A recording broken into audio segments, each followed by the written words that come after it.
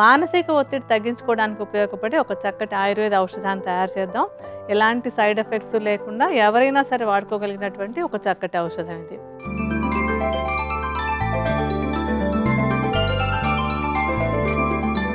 ఈ ఔషధం తయారు చేసుకోవడానికి మనకి మొట్టమొదటి కావాల్సినటువంటిది ఏంటంటే అశ్వగంధ. ఈ అశ్వగంధ ఒక చక్కటి రసాయనం, అంటే ఒక మంచి టానిక్ అన్నమాట. అంటే మానసిక ఒత్తిడి తగ్గించడానికి ఏదో ఒక మందు వేస్తే దాని నుంచి ఇంకేదో ప్రాబ్లం వచ్చేలాగా కాకుండా ఈ అశ్వగంధ మానసిక ఒత్తిడిని తగ్గిస్తూ దాంతోపాటు శరీరానికి చాలా మంచి మేలు చేసేటువంటి మూలిక అనమాట. అంటే గుండెకు ఒక టానిక్ లాగా, రక్తపోటు అది రక్తపోటు పెరగకుండా తగ్గేలాగా చేయటం, శరీరం ఆరోగ్యంగా ఉండేలా చూడడం, ఇలాంటి మంచి మంచి గుణాలన్నీ కూడా ఉన్నటువంటి ఒక మంచి మూలిక ఇది. అశ్వగంధ వేర్లని బాగా ఎండినటువంటి దాన్ని తీసుకుని మెత్తటి చూర్ణంలా చేసుకోవాలి. ఈ చూర్ణాన్ని 50 గ్రాముల పరిమాణంలో తీసుకోవాలి. మనం తర్వాత తీసుకోబోయేటువంటి మూలిక బ్రాహ్మి. ఈ బ్రాహ్మి అనేది మానసిక ఒత్తిడి తగ్గించడానికి చాలా బాగా ఉపయోగపడుతుంది. ఇది మెదడుకి ఒక మంచి టానిక్ అన్నమాట. మేధ్య రసాయనం అంటాం ఆయుర్వేదంలో. మేధ్య రసాయనం అంటే బ్రెయిన్ టానిక్ అని. ఈ బ్రెయిన్ టానిక్ లాంటిది ఇచ్చినప్పుడు మనసు ప్రశాంతంగా ఉండడానికి అది బాగా తోడ్పడుతుంది అనమాట. బ్రాహ్మి అనే మూలిక మొత్తం తీగ మొత్తాన్ని మనం ఔషధంగా వాడుకోవచ్చు. ఆకులు, తీగ, కాండం, అంటే వేర్లు అన్నీ కూడా మనకు ఔషధంగా ఉపయోగపడతాయి. మొత్తం మూలికని శుభ్రంగా కడిగేసి నీడలో ఎండనిచ్చేసి ఆ ఎండినటువంటి దాన్ని చూర్ణంలా చేసుకోవాలి. ఈ చూర్ణాన్ని కూడా 50 గ్రాములే తీసుకోవాలి.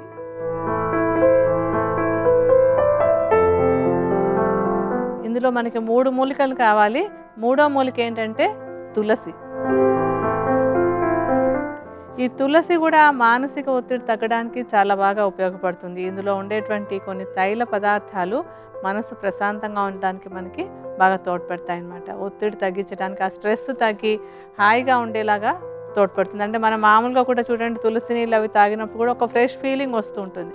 ఆ ఫ్రెష్ ఫీలింగ్ రావడం అంటే ఏంటంటే అది మనసు మీద ఒక పాజిటివ్ ప్రభావాన్ని చూపిస్తుంది అని అర్థం.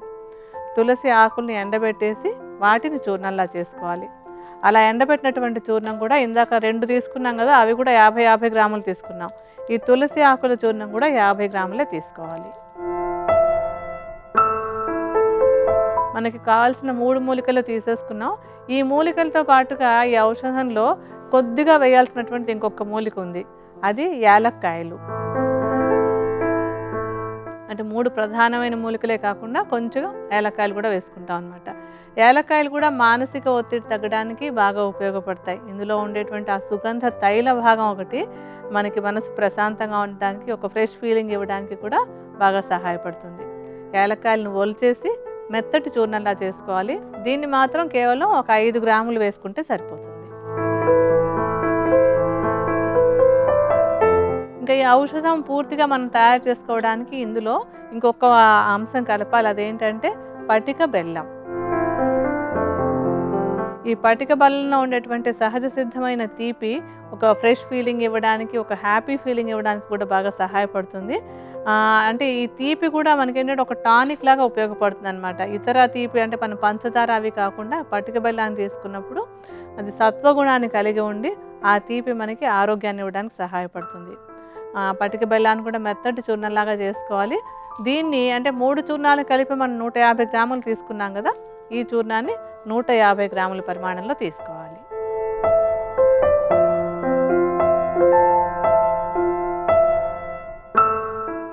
ఇప్పుడు వీటన్నింటినీ బాగా కలిపేసుకోవాలి.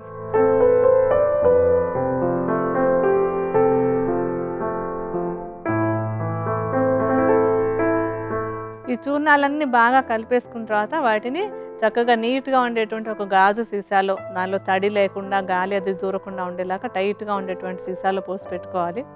ఈ ఔషధాన్ని వాడుకోవడానికి ఏంటంటే సుమారుగా ఈ చూర్ణాల మిశ్రమాన్ని ఒక 5 గ్రాముల పరిమాణంలో తీసుకుని దాంట్లో నేతిని కలుపుకుని వాడుకోవాలి.